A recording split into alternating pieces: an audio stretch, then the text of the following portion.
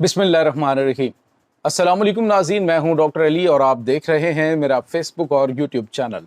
नाज़रीन, बहुत बड़ी ब्रेकिंग न्यूज़ आपको देने जा रहे हैं कि रूस ने यूक्रेन के ऊपर अब तक का सबसे बड़ा हमला किया है और अमरीकी इंस्टॉलेशंस जो हैं वो मुकम्मल तौर पे तबाह हो गई हैं, जिसके बाद यूरोप जो है उसने अमरीकी सदर डोनाल्ड ट्रंप से बड़ा मुतालबा कर दिया है। उसकी तमाम तर डिटेल आपके साथ शेयर करेंगे। जबकि नाज़रीन, यूरोप को पीटर ने वार्निंग दी है। उन्होंने कहा है कि एक बड़ी और आलमी जंग के लिए तैयार हो, जो कोई जंग बंदी नहीं होगी। इसकी तमाम तर डिटेल्स आपके साथ हम आज के वीलॉग में शेयर करेंगे। और नाज़रीन, यूक्रेन की जानिब से भी अटैक्स किए गए हैं, उनकी भी तफसीलात आप जानेंगे। वीडियो की तफसील में जाने से पहले अगर आपने हमारे इस चैनल को सब्सक्राइब नहीं किया हुआ तो आपसे गुजारिश है काइंडली इसको सब्सक्राइब कर लें और बेल आइकन को ज़रूर दबा दें ताकि हमारी आने वाली वीडियो सबसे पहले आप तक पहुंच सकें। नाज़रीन, हम आपके शुक्रगुजार हैं जो आप हमारे वीलॉग्स को देखने के लिए वक्त निकालते हैं और कमेंट सेक्शन में अपनी मोहब्बतों का इजहार भी करते हैं। नाज़रीन, इस वक्त सूरत हाल रशिया और यूक्रेन की जंग बंद होने की बजाय एक बड़ा खौफनाक तसादुम जो है उसकी जानिब बढ़ गई है। आप अंदाज़ा लगाइए कि जब से रशिया और यूक्रेन के दरमियान जंगबंदी के हवाले से बातचीत शुरू हुई है और अमरीका ने जो है वो सालसी की पेशकश की और दीगर मामलात को लेकर आगे बढ़ रहे हैं, तो ऐसे ऐसे मामलात मज़ीद ख़राब हो रहे हैं और रशिया की जानिब से हमलों में तेज़ी लाई गई है। नाज़रीन, आपको याद है कि जो रशियन प्रेसिडेंट है उनकी डोनाल्ड ट्रंप से मुलाकात जब हुई है तो उसके बाद ये कहा जा रहा था कि ये जंग बंद होने की जानिब बढ़ेगी, लेकिन नाज़रीन ये बंद होने की बजाय मज़ीद शिद्दत इख्तियार करती जा रही है। आप अंदाज़ा लगाइए कि रशिया ने आज जो है एक बहुत बड़ा हमला किया और नाज़रीन ये हमला रशिया ने पहले नहीं किया बल्कि इससे पहले यूक्रेन की जानिब से रशिया की एक बहुत बड़ी जो तेल तनसीबात हैं उनके ऊपर अटैक किया गया, जिसके बाद जो हंगरी को रशिया की जानिब से तेल प्रोवाइड किया जाता है उसमें 50% तक कमी आ गई। इससे आप अंदाज़ा लगा सकते हैं कि 4 दिन के लिए जो तेल की तरसील है वो 50% कम हुई और ये हमले जो हैं वो यूक्रेन की जानिब से दावा किया गया जी कि हमने बहुत बड़े लेवल पे किए हैं। लेकिन जब नाज़रीन जब रशिया की जानिब से जवाब दिया गया तो ये बड़ा खौफनाक है। 600 के करीब नाज़रीन ड्रोन्स जो हैं वो इस्तेमाल किए गए हैं और इसके अलावा जो 40 से 50 के करीब जो हैं वो हाइपरसोनिक मिसाइलों का इस्तेमाल किया गया और तमाम के तमाम जो ड्रोन्स हैं उन्होंने जाकर बड़ी तबाही मचाई है।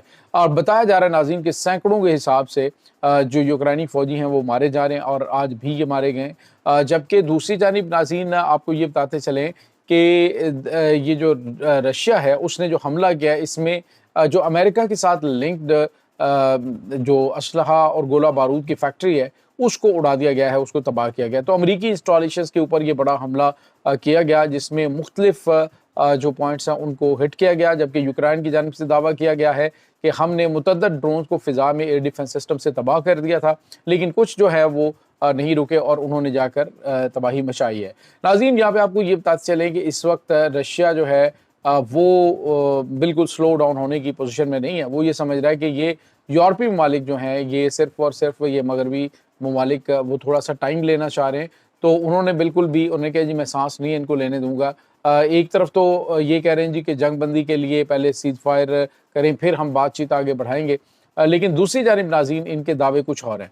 अब जो यूरोप है उसने कहा जी कि हम $100 मिलियन का असला और गोला बारूद गारंटी के तौर पे लेते हैं, लेकिन सिक्योरिटी गारंटी के तौर पे पोलैंड में अमेरिका अपने F-35 जंगी तैयारे जो हैं वो डिप्लॉय करे। यानी रशिया की इसके लिए यूक्रेन पे हमले रोकने के लिए अगर रशिया की जानिब से अटैक्स किए जाते हैं तो उनको रोकने के लिए वो F-35 जंगी तैयारे जो हैं वो वहाँ पे डिप्लॉय करे। और दूसरी जानिब नाज़रीन यहाँ पे आपको ये बताते चलें कि जो यूक्रेनी प्रेसिडेंट है उसने कहा है कि जो अमरीकी सदर हैं वो दोनबास का जो इलाका है वो वापस लेकर देने के लिए रशिया से हमारे साथ जो है वो ताउन करे। यानी वो उन इलाकों को छोड़ने के लिए तैयार नहीं है और जो रशिया ने डिमांड की है, लेकिन वो ये कहते हैं जी कि आप जो है वो उन इलाकों को खाली जो रशिया के कब्जे में वो लेकर हमें वापस दें।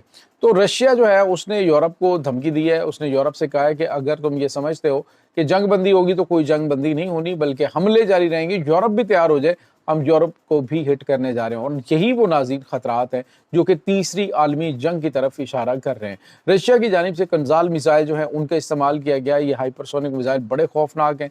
उनकी जानिब से ये तकरीबन 40 से 50 मिसाइल जो है ये कामकाजी ड्रोन्स के साथ इस्तेमाल किए गए। तो ये 600 ड्रोन नाज़रीन आप इमेजिन करें कि किसी जगह पे अगर गिरते हैं और चलें उनमें से कुछ भी से इंटरसेप्ट कर दिए जाएँ, कुछ 300-400 ही जाकर हिट करने में कामयाब हो जाते हैं, तो कितना बड़ा नुकसान जो है होता है। इस वक्त नाज़रीन रशिया और यूक्रेन दोनों की जानिब से मुबालगा राय की जा रही है और कहा जा रहा है जी कि हमने ज़्यादा फौजी मारे। यूक्रेन का जो आर्मी चीफ है उसने कहा जी कि रोज़ाना की बुनियाद पे हम 8 से 900 रशियन फौजी जो है उसको मार रहे हैं। और उनका दावा है कि हम 1000 से 1500 फौजी जो हैं वो यूक्रेन के मार रहे हैं। इसमें कोई शक नहीं नाज़रीन कि बहुत बड़ी तादाद जो है वो मारी गई है। बहुत बड़ी तादाद में, लाखों की तादाद में लोग मारे गए हैं। और रोज़ाना की बुनियाद पे जब इतने अटैक होंगे तो डेफिनेटली ये जंगलात के अंदर तो हो नहीं रहे, वहाँ पे परिंदे और जानवर नहीं मारे जा रहे नाज़रीन, वहाँ पे इंसान मारे जा रहे हैं, इंसानों की बस्तियों के ऊपर ये हमले होते हैं।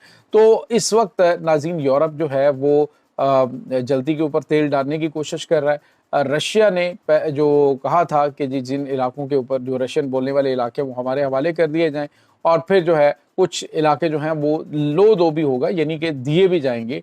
तो उन्होंने कहा है कि जी अभी हम इसके ऊपर बातचीत कर रहे हैं। और साथ ही जो रशियन आर्मी चीफ है उसने कहा जी कि 1000 दिन हो गए इस जंग को शुरू हुए। 1000 दिन में रशिया हमारे 1% के ऊपर भी जो है वो कब्जा नहीं कर सका। और उन्होंने ज़ेलेंस्की ने कहा जी कि जो इलाके ये मांग रहे हैं इसको कम से कम 4 साल चाहिए इस जंग को इसी तरतीब से, इसी शिद्दत से के साथ जारी रखने के लिए। अगर 4 साल तक मज़ीद जंग जारी रहती है तो ये इलाके शायद रशिया जो है वो अपने कब्ज़े में कर सके। अभी तो 1% हिस्सा जो है वो भी रशिया कब्ज़े में नहीं कर सका। लेकिन नाज़रीन इस वक्त कशीदगी बहुत बड़े लेवल पे पहुंच चुकी है। जो यूरोपीय ममालिक हैं, बरतानिया है, वो भी असलहा और गोला बारूद के बड़े पैमाने पे जो है वो ज़खायर इकट्ठे कर रहा है। और नाज़रीन जर्मनी के हवाले से खबर आ रही है कि जर्मनी जो है वो एक स्लीपिंग जेंट ने बहुत बड़े लेवल पे अगले चंद सालों के अंदर 540 अरब डॉलर का असलहा और गोला बारूद जो है वो ख़रीदने का और अपने दिफा के ऊपर पैसा ये खर्च करने का ऐलान किया है। तो नाज़रीन 540 अरब डॉलर का मतलब आप समझ सकते हैं कि यूरोप जो है वो इस वक्त भरपूर तरीके से तीसरी आलमी जंग की तैयारी में लग चुका है। ये आज की लगती है, कल लगती है, लेकिन इस वक्त ये गैर एलानिया तौर पे जंग शुरू हो चुकी है। क्योंकि इस वक्त एक तरफ तो अमेरिका खड़ा हुआ है, एक तरफ यूरोप खड़ा हुआ है और एक तरफ जो है रशिया है। तो ये तमाम ममालिक जो हैं इस वक्त, अमेरिका बड़ी जंग में उलझना नहीं चाह रहा क्योंकि उसे इकोनॉमी के क्राइसिस का सामना है।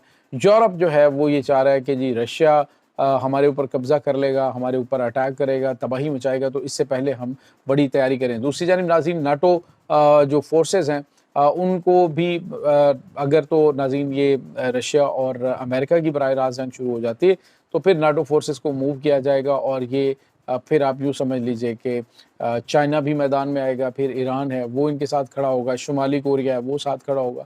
तो ये जितने भी ममालिक हैं, इसी तरह से वेनेज़ुएला है, जितने भी इनके इत्तेहादी हैं वो सारे इनके साथ खड़े होंगे। और अमेरिका यही चाहता है कि इनको कमज़ोर किया जाए, जिस कदर हो सके इनको जंगों के अंदर उलझा कर इनकी ताकत को ख़त्म किया जाए और उसके बाद फिर जो अपनी दुनिया की सुपर पावर का ताज है वो हमेशा के लिए उसका कायम रह सके, जो कि पॉसिबल नज़र नहीं आ रहा। नाज़रीन ये नाज़रीन इस वक्त ताज़ा तरीन अपडेट्स हैं। इस तमाम सूरत हाल के बारे में आपका क्या कहना है?